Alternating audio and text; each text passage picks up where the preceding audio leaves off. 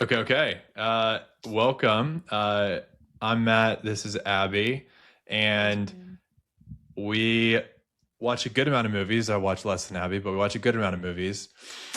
And we wanted to do a little thing on the Field Guide feed where we each month talk about what we watched, give some thoughts, how would we think about it, uh, give more than just the letterbox one-liner, and Yeah. then but also, of course, include the letterbox one line, and then talk Yes. about what we're looking forward to. So, like, watched and watch list. Yeah, Abby, what was your month of movies like? Like, was it a good month? Yeah, it honestly was a great month of movie watching. I got 15 in there, which I feel like is a little That's bit good. above average for me. Um I will say though, this set of movies for me is an incredibly eclectic bunch, and you will see why so soon. I think that's a theme. I definitely think it's a theme for myself, and Yeah. I mean I don't know every single movie you watch, but I think it's probably a theme for. I bet that won't be a crazy uncommon month. I don't know. No, yeah, I'm gonna say that every month. I'm like, guys, this was so random. Yeah, like I'll finish a rom com and then like I gotta get some horror in me, and then I watch that, and then I don't know. It's just how it goes. Yeah. Um, So you're a mood yeah, watcher. yeah, kinda. I have like a long watch list, which is the least unique thing anyone's ever said, and I sometimes I just use random.org and just pick one. Sometimes I kind of just Oh, scroll until sure. one hits my eyes, and sometimes it's just like I've been thinking about one. I have, for the purpose of this talk, I have like picked like 10 specific movies that I'm like hoping specifically to watch next month. um Cool. so we actually, no, I watched one of them last night, so 9. um Okay. yeah, yeah. But okay, let's start here. Standout movie, what was like your, yeah, when you think back about like my July in movies, what was the Yeah. number? What's the poster? Ooh. It's like it's a harsh tie, but I think there is a winner. For me, it is this movie called Blue Heron, which was a 2025 TIFF like premiere, but it was in the theaters in like May and I missed it, Yeah. but it just dropped on the Criterion channel and I had an evening with this movie. I mean, like I had the house by myself, and on Letterboxd I have like a I cried tag, and I Mm. only count it like if I well up, that doesn't count. The tear has to roll, but most of the time it's like one subtle tear rolls, and it's like, all right, you get to add it to the lot. Sure. This movie, I had like 30 minutes left. I have the house alone. I'm whimpering, and then I'm I'm out loud sobbing, like a full heaving sob for like 30 minutes. It is so remarkable when a movie, when any piece of art does that to you. It's like, how is my body, how am I not in control of my body at this moment? Because when you're really sobbing, that is what it feels like. It's just like, yeah, this is, I'm overcome. Um, Yeah, that's awesome. So I take it. I mean, so I've heard of it. I couldn't tell you that much about it. I know it's about a family, and that's in. yeah. Are they? Is it a Canadian family, and they're kind of in the wilderness, or am I conflating things? No, you're correct. It's like a Canadian, like Hungarian family. And basically, the basic premise is it's a family with four children, and the oldest is like just the mother's, and he's like a couple years older than the rest. And he starts displaying like serious like behavioral issues, like it's just like starting to act out like severe mental health, but the whole story is told from the 8-year-old daughter's perspective, and that is where it's like really fascinating. It's very like memory like and childlike, but the film just kind of takes a turn halfway through that like it I feel like it's like concepts and like things that like I ponder all of the time of like what would it be like to go back and like view Mm. yourself as a child, and like what would that actually that experience that moment feel like. And there's a moment in the film where through the magic of filmmaking this does get to happen, and that was like, ooh, like Cool. the moving image. Like it was sick. It's spoken to you. What was this, the kind of like, kind of cry that, you know, when Reese or Tot get home, you're like, I got to tell you about this? Or is this like I'm keeping this internally until I've got like 3 days to have processed it? It was that way.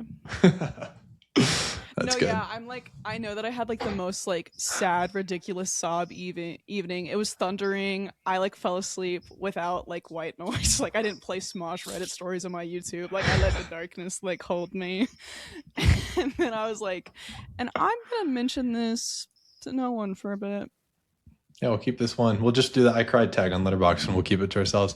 Was it a director you're familiar with? How did you come across it? Not at all. I want to check out her other work. I think this was her first narrative film. Her name is Sophie Rimvari. I think it popped up honestly because I think I saw Karsten watched it, and I just kind of started to look into it, and I was like, "Oh, this seems like something that would totally be up my alley." Like I almost drove out to go see it because it was like playing an hour from me.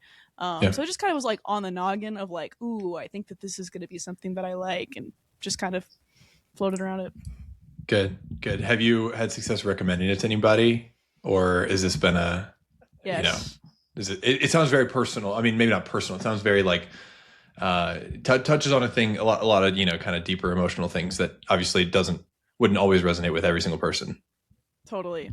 I got a friend of the pod, Hannah Mallow, to watch it soon after, and she texted me at like 7:30 in the morning with like a crying like meme. It was like, just finished Blue Heron. Did you say 7:30 in the morning? It was like something ridiculous early. Like, I was like, did you just like wake up and watch this? Because like I have that behavior too sometimes of like Sure. it's the first thing that happens, but like that is a way to start your day. Yeah, that's early. That's early. Okay, I'll have to check it out. I don't know if I've watched a really sad movie in a minute. The last like really movie I remember kind of sobbing in was Sing Sing, but that was 2024. I want to say. Yeah, that was like we did. Yeah, that was the last one I remember. Like, you know, my shirt is getting wet with tears, kind of thing.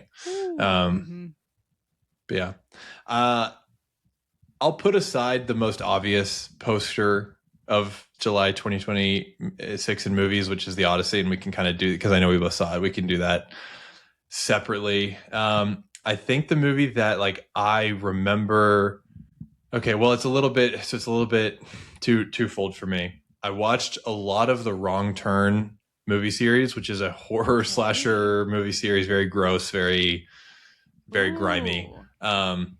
Very different than Blue Heron, it sounds like. Yeah.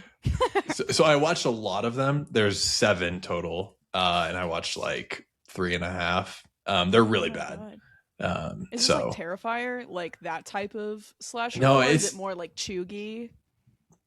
It's definitely, I mean, Terrifier is definitely a new level of like, we're gonna like slap you over the head with how gross this is, and part of the whole thing is just how gross this is. It's definitely like in that direction of slasher. Like it's not like a Scream where it's kind of meta or aware of itself, or I don't know. It's definitely pretty derivative and just like a good example of like, this is just gross slasher stuff. The main villains are a family of inbred cannibals that live in the Appalachian Mountains, and so there's a lot of like flesh stuff going on.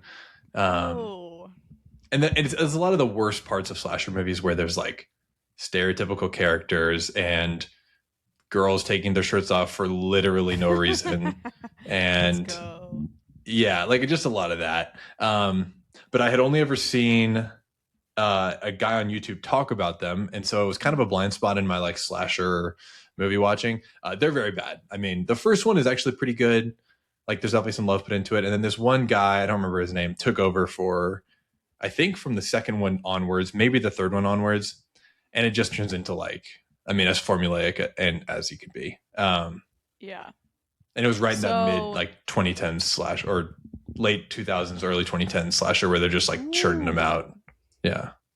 Do you think that there's like anything, like I feel like the thing with like horror is like trying to like capture something in like the cultural moment of like either what we're afraid of, or like, and maybe it's not that serious, but like you saying like mid 2010s, like late 2000s, I feel like those movies are so stamped a lot of the times with the time that they came out. Did you feel that way when watching it at all? Well, so I would say a lot of like good horror. I think you can like find that kind of thing. Like you can Sure. pull on a thread, and it's either some social thing is informing the director's decisions here, or the writing, or yeah, like what they're afraid of, and that is like good horror, and that's and then like great horror is yeah, pulling on that more. Wrong Turn is not really an example of that. It's really, I mean, you Yeah. could maybe find something, but like really Texas Chainsaw in like the 70s did that kind of idea of like, hey, this is playing on urban people's fears of people in rural areas, and they're Mm. disgusting and gross and isolated. Texas Chainsaw did that like 30 years before, and way cooler and just like better filmmaking, even though it was 30 years older. And Wrong Turn is kind of just like, hey, we're just going to give you a bad time at the movies because some people like Let's that. go. And I think like all of them are direct to streaming except like the first two. Oh my god. Yeah, like not good movies. This is So, but I awesome. watched a lot of them, and they're very like distinctive. Like they're all set in Appalachia. Well, actually, one is set in the snow. That one I don't think I finished. Um, Mm. it's a whole thing, and it's the Yeah. classic like three of the villains die, or two of the villains die in the third one, but they haven't wanted to keep making them, so then they have to do like a prequel, and then they have to come back to life, and it's just like again, Oh, let's go. once you get past like the fourth version of a certain slasher series, it kind of starts to fall apart. Even the really good stuff like Friday the 13th. So that's probably, if I remember my July, that's probably the thing I'm going to remember most is Three Fingers and his cannibalistic crew. But the movie that I was most probably distinctive other than that was a movie called American Honey, um, which was such a fascinating movie. So it's Yeah. I know you just watched it. I'll let you speak to the director because you know more. I came across it because it's a Shia LaBeouf movie, and no, he's kind of a scumbag off the screen, but I just think he's capturing on the screen. I just think I always want to watch him act. Um, and it was one of his movies that I had not seen. Yeah. And I was watching it. I think I was like the Sunday after getting back from a trip or something like that. And it's a very long movie, or at least it feels very long. It definitely could have done with some editing, but it is about basically a poor girl who lives. We're kind of dropped into her life, and she's somewhere either in like the American South or the American like rural Midwest, something like that. And she's kind of a drifter a little bit, and she makes her way to kind of finds this group of people traveling door to door, selling. I can't even remember. Magazines. Yes. It's so it doesn't even really matter that, but they're selling. They're just trying to make money, basically, and it's kind of just the movie kind of just follows her over like 3 weeks, maybe 2 weeks, where she kind of lives with them. They stay out of motels. They live in this van. They're all kind of mean to each other, but they're all kind of family at the same time, and they're all in the same situation where life they've just been hard done by, but they're also not really like great at life all at the same time. And she's kind of just like looking for what life is, and it's a very long movie. And her and Shia LaBeouf kind of have like a, I don't know, weird power dynamic relationship. He's not her boss, but he like acts like her boss in the magazine Yeah. group. um I don't know. It's just when I finished it, I was like, that movie wasn't like that good, and then it just like has stuck with me, and something about it um has one of my favorite songs in it at a very Ooh. distinct moment. um Wait, which song? Because I watched this movie and I was like, I know Matt Cole said one of these songs. And I was like, I gotta know which one. do you have any guesses? I'm curious. Well, it's hard not to just say like the song in the movie where I'm like, are you talking Sure. about We Found Love by Rihanna? That is the song I'm talking about. Come We on. Found Love And by thank Rihanna. God. I just love that song. It's just so like, I think it was 2013 or 2012 when it came out. It's just so much that for me. And it's just a great song. Hell But yeah. there is a lot of We Found Love in it. And then, yeah, it ends with the song American Honey, which is the titular song of the movie. And Yeah. yeah, I don't know. It just really captured me. I don't even know how much I loved it. I just is really stuck in my Sure. brain. Like I can picture that van so distinctly, even though I watched it like the start of the month. I can picture her, so much of it. What'd you think about it? I really liked it. Like, kind of a whole lot. I think what's really cool to me is how she cast all of the actors. It was literally like casting agents, like roaming impoverished places, like going to Walmarts Hmm. and dollar stores, and all of it was street casting. Like, even the gal, like the lead gal, like she was Wow. somewhere for spring break, and they were like, you like Hmm. audition for this thing. And so the only people that she cast in the film was Shia LaBeouf, and then actually, and I don't know if you remember this character, but this was my favorite character by far, is the girl Pagan with like the pixie cut who's like obsessed with Darth Vader. Oh yeah. That was my queen. That I was definitely Tweaker remember that. Supreme. Like, I thought that she just was had the funniest screen presence ever, and I loved her.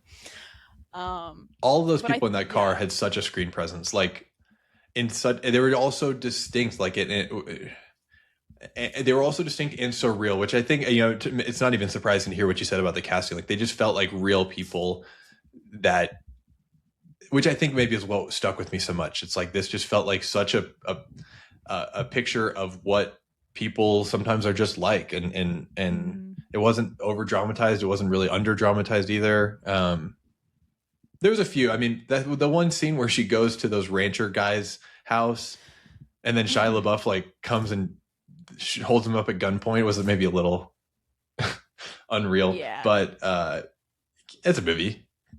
So happens. Ooh, banger scene in that movie that I loved was at the very beginning when she goes to the country bar and they're doing Copperhead Road. And you're just Totally. kind of like, oh, that's hilarious, Copperhead Road. Haha, I know that dance. And then we focus on that one character a little bit too long. And she doesn't stop doing the dance. And you're like, oh my God, she is the birth mother of these children. Totally. And while like that scene happening, like during the line dance, I thought it was perfect. I was like, and I mean that's like when the first 10 minutes, and I was like, I'm so sold right now. Like I can't wait to see where this goes. I do think that like I think like what I super enjoyed all of it, even though it's a very painful movie to watch. Like it's a tough watch. I was like, this is a Hmm. watch to kill your mother. Like this is this is the person that all mothers in the South are afraid of. Yes. Um, Yes. but I do think that in the third act, that is like when the pacing slows, and I don't feel like as much as I love the final scene, it Mm. didn't feel as like conclusive maybe as I had hoped it would be.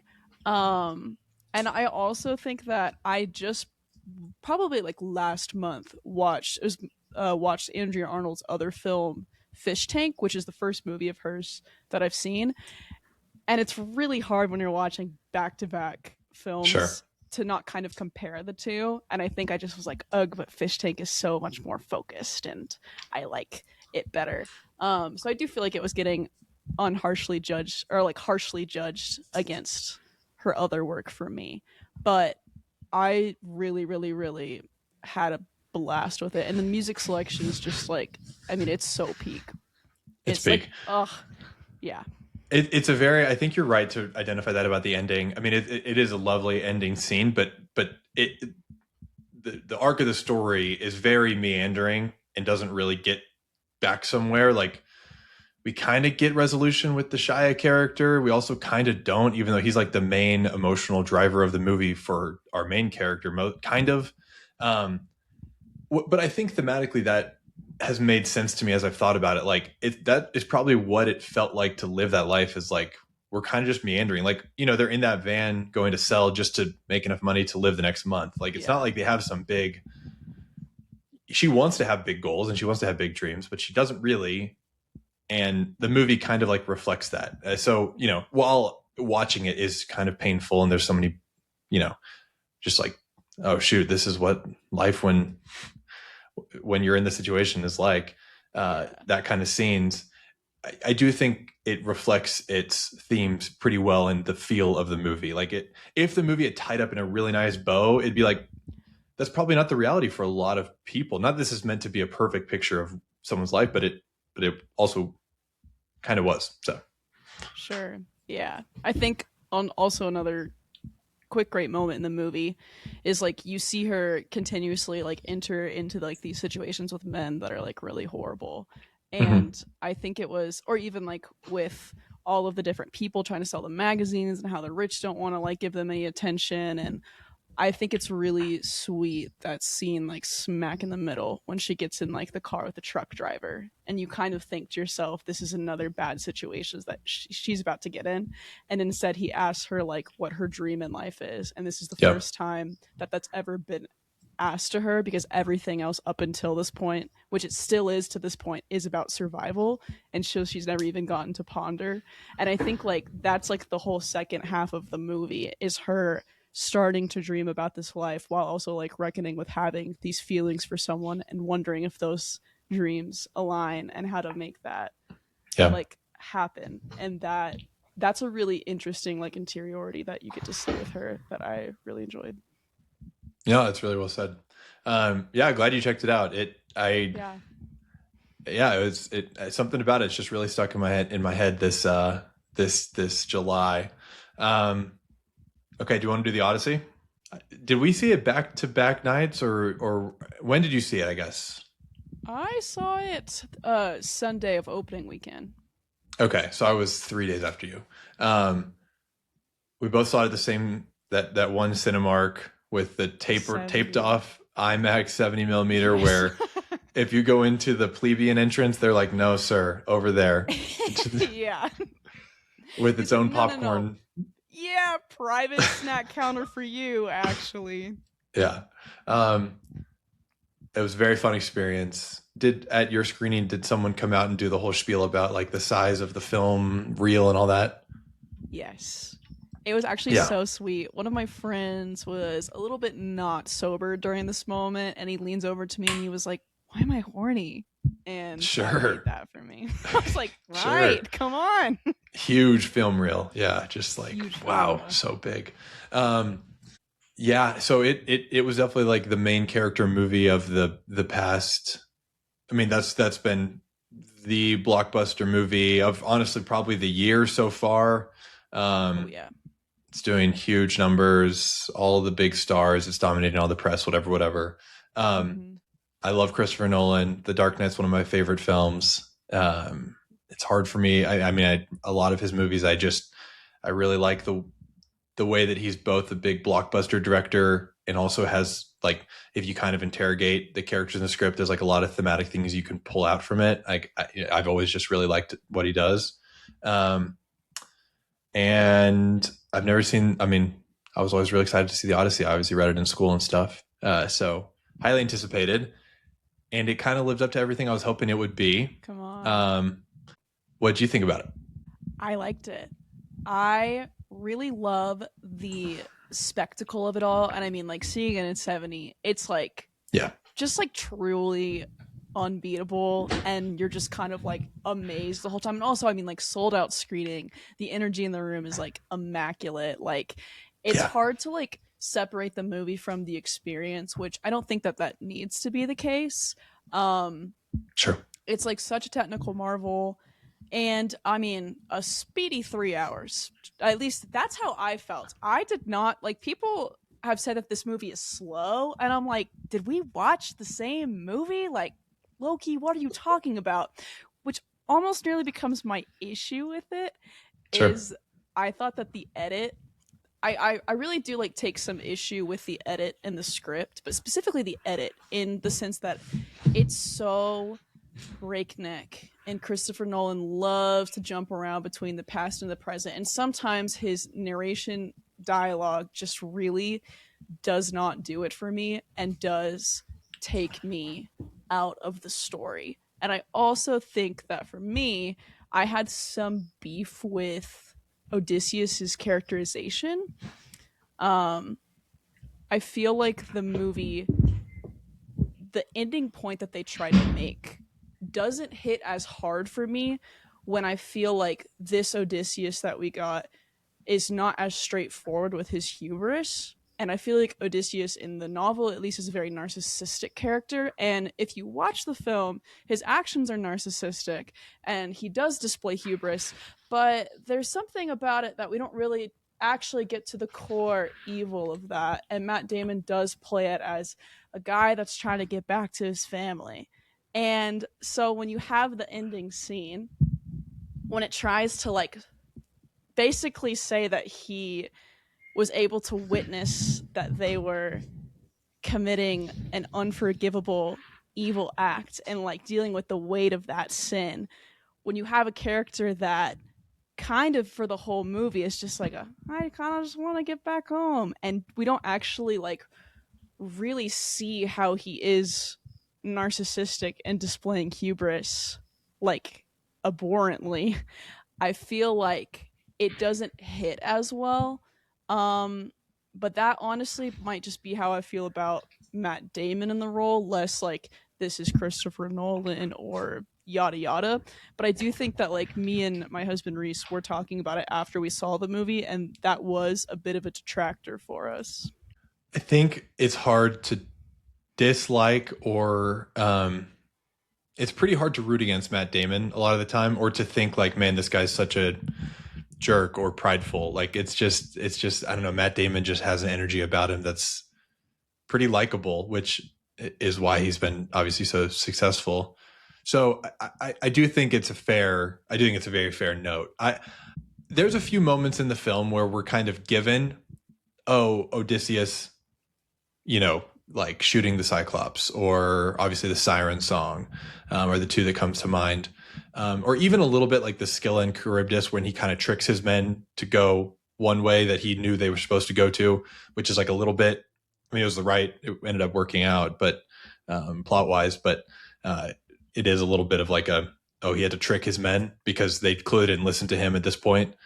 But, I do think, I do remember when he shot the Cyclops thinking that was a little weird. Like that was a little weirdly out of character. Just like it should actually be completely in character. And it should. It should. Yeah.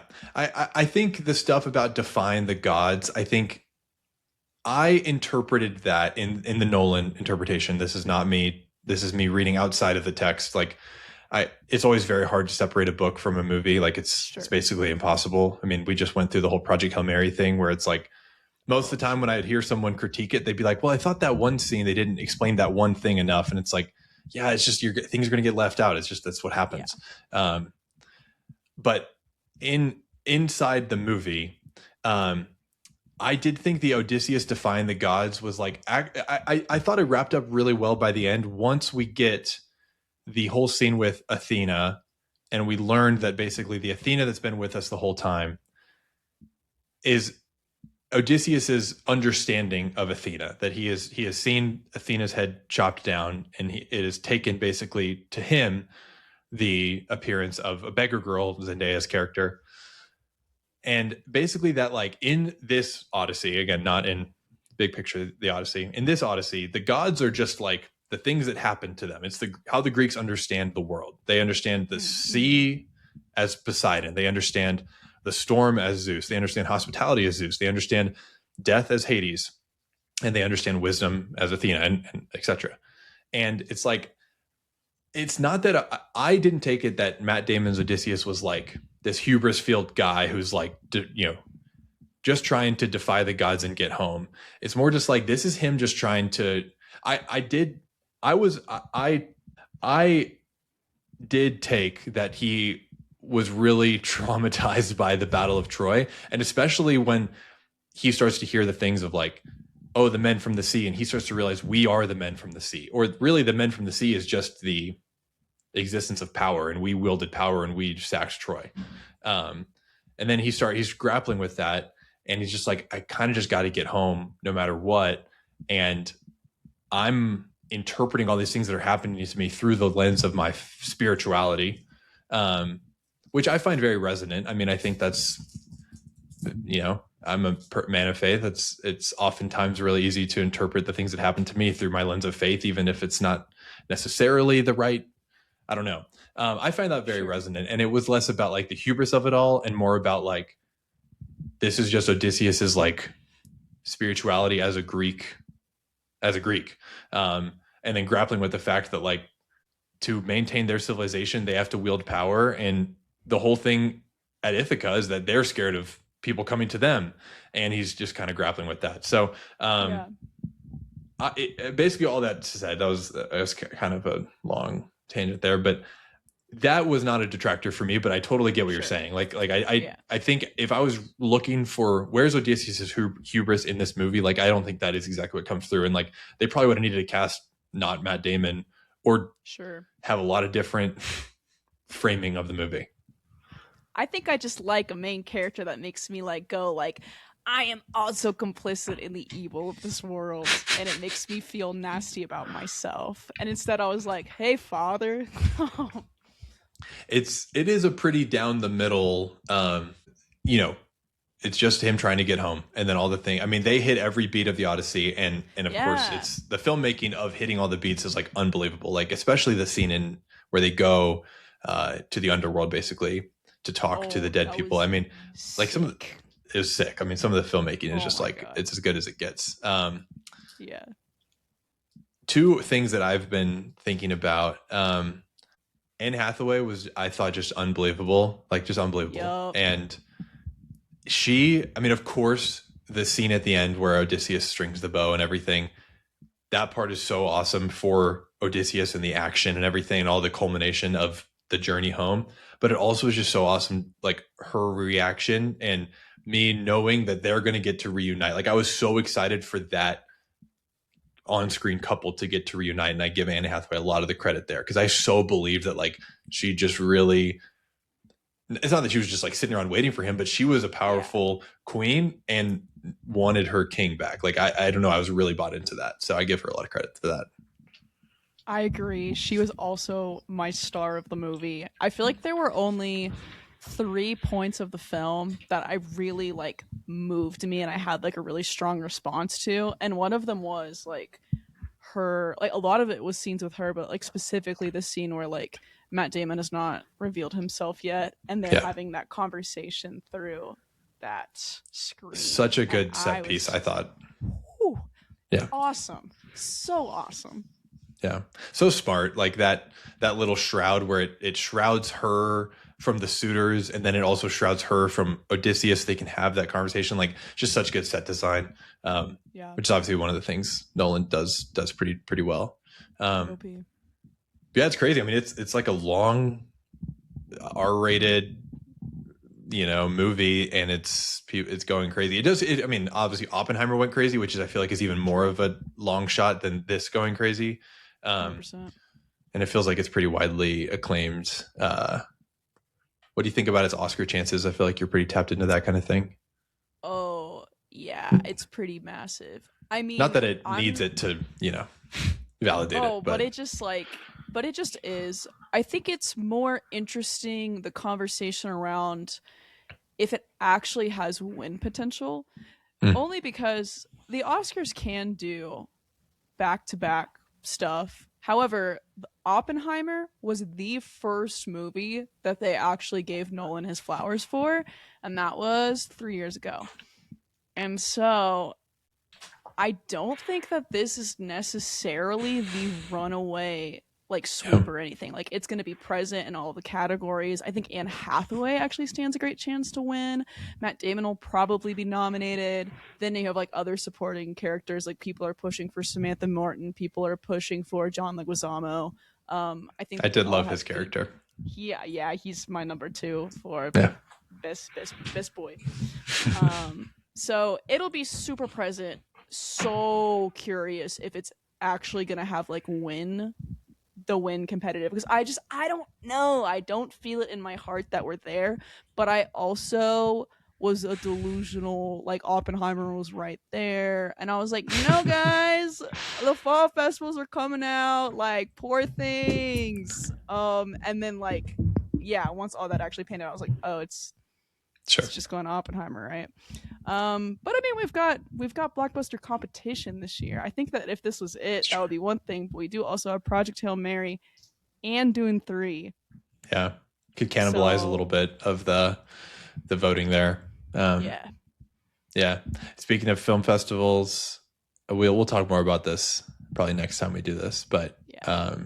Telluride hopefully should be a good lineup. Movie I'm most excited for, which I actually have no idea if this is going to be at Telluride or not, but is the Robert Pattinson Oh, sorry, To Catch Bugs a Predator Buzz one. Spear. Yes, bro. I'm so excited for it. It just looks Literally, so up my alley. you have got to check out Lance Oppenheim's. He's got an HBO doc that is 3 episodes long called Ren Fair, and it is the Texas Ren Fair that is No by shot. our hometown. Yes, bro. Oh They're wow. covering that Ren Fair, and it's the same guy that's doing Primetime, and it's this 3 episode HBO doc. It's one of the best things that I've ever seen. The fact that it's a documentary makes me be like, how the actual if did you get this coverage, and like the way that he weaves the story, it's like so magical and like has me like nothing but stoked for Awesome. Primetime. Yeah, stoked for that. I'm sure there's a million more movies that are worth being stoked about, but that's the one I think about. We also watched a movie together at Movie Club. Abby hosts a weekly movie club. Actually, I'll let you tee it off. How this movie night experience came about.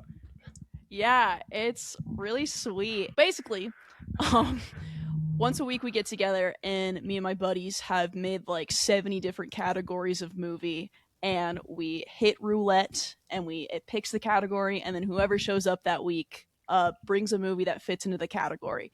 And Matt Cole Sports ended up being in town that day.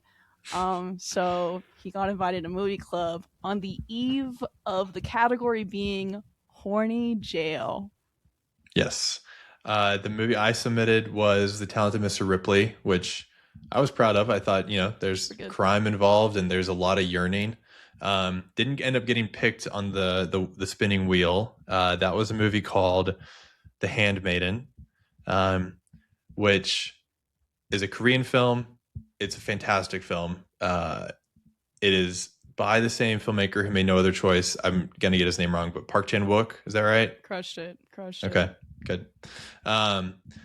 He has a very distinctive camera style and the way that he kind of frames his scenes that really let like the actors do a lot of interesting things. There's a lot of cool stuff with like someone's nearer the frame, someone's behind the frame, and there's kind of different things happening to the two people in the frame. Like just a very inventive, like kind of there's a good like kinetic energy to all his films. I'm going to say all the two that I've seen, but I just noticed that in those two similarities between those two.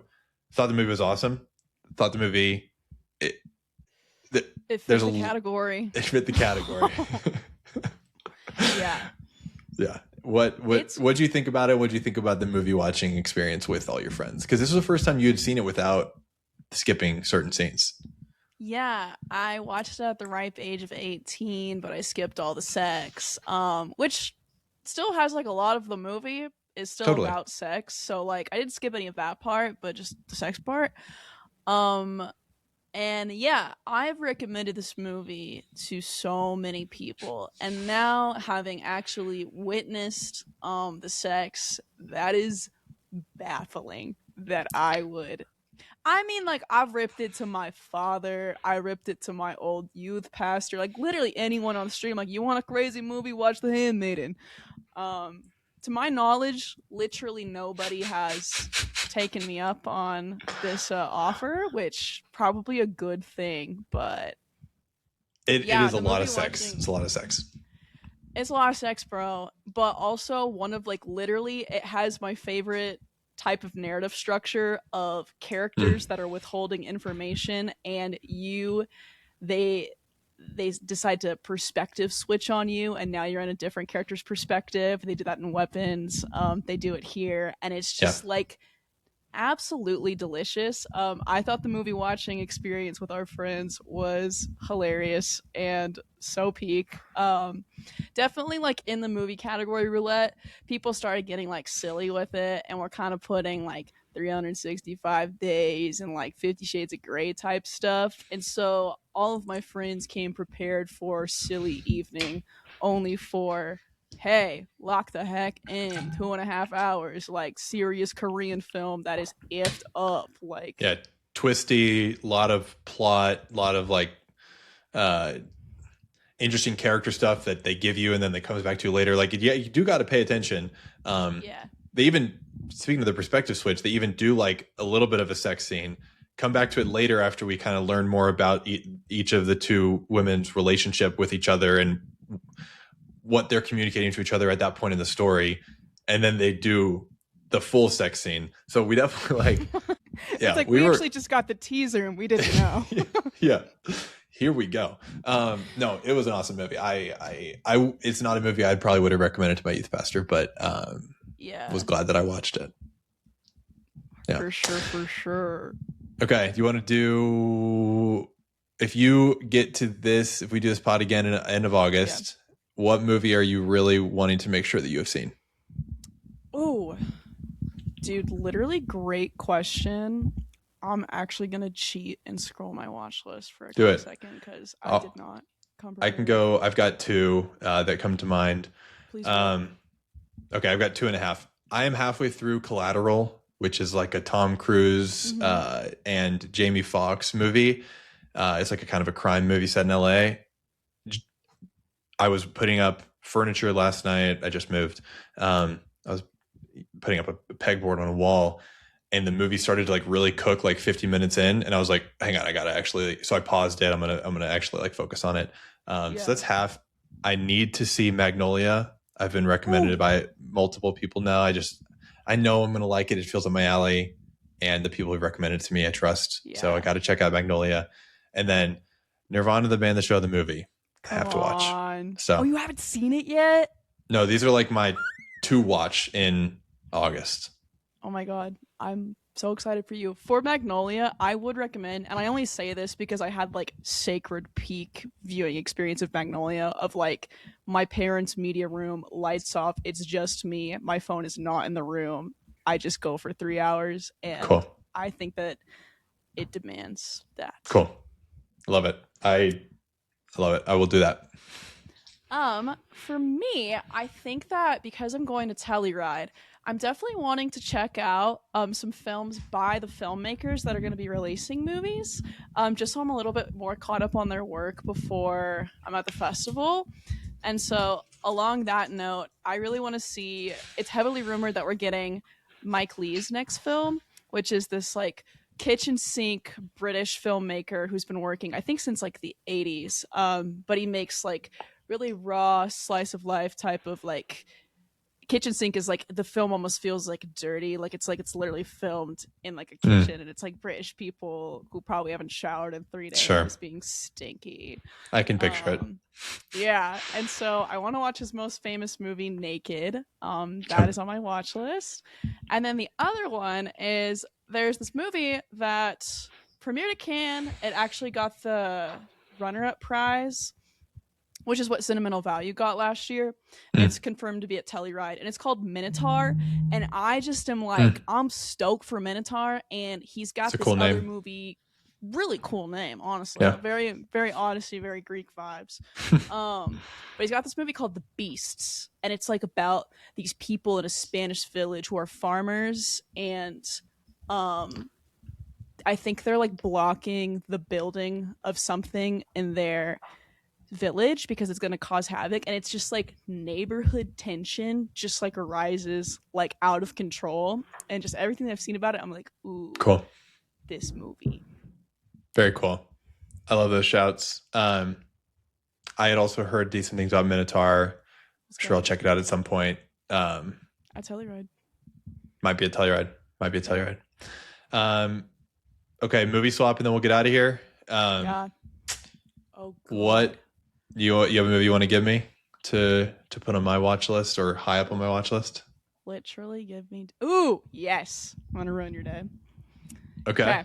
Okay. Got to watch The Hunt by Thomas Vinterberg. It's 2012. It's not the Okay. COVID 2021 that your father watched. At least my father watched. He was like, "This is so funny," and he was like showing me scenes when I came home for the holidays. Okay. So He not thought it was dad funny. core. He thought it was funny because it's like a centrist movie. So he's like, "Look, they poked fun at both." Sure. Sure. But yeah, 2012, The Hunt, Thomas Vinterberg, Mads Mikkelsen in the lead role. Okay. And it's going to Very ruin my day. Yeah. In a way. Okay. Yep. Cool. I will check it out. Okay. I actually don't know if you've seen this. Have you ever seen Moneyball? Okay, wait. I really want to rewatch it because I was properly like 12 years old when I watched it. Cool. I would give that a watch. It's an extremely boy movie. But honestly, it's one of the best like written movies that I've seen. Baseball is a hard sport to write about because it's like it is very romantic, and they even say that in the movie. But it's also like very slow and boring, and nothing happens, and people who aren't that cool play it. And the movie does such an excellent job of making it cinematic and not cinematic. So actually, you spoke about the edit for Nolan. Moneyball is an extremely slow movie. Like there's so many you can pick out. Like, oh, I remember. You can hear the air conditioning running. You can remember exactly what he was eating in that scene. Like it's very intentional. And Brad Pitt is just like, he is the man. He like eats up the screen the whole time. Let's go. So I'd check out Moneyball. I'd recheck out Moneyball for you. I'm so glad that you said this because I've been looking for a reason to rewatch it. Like truly, like it's been on my radar of like, man, I really need to rewatch Moneyball. So this is great. Yeah. And I'm a baseball guy, so it's like I'm predisposed to like it. It's like it's probably the best baseball movie. I do have a soft spot for Ephus though. But Ephus, there's a lot of similarities, I think, in the presentation of both of Ephus and Moneyball. Much different scale and that kind of thing, but definitely some similarities. But no, I would check that out. I think this will probably be a theme where you recommend me a movie that is a little more offbeat, and I'm like, have you ever heard of Kung Fu Panda? I'm like, I haven't watched that since I was 12. Exactly.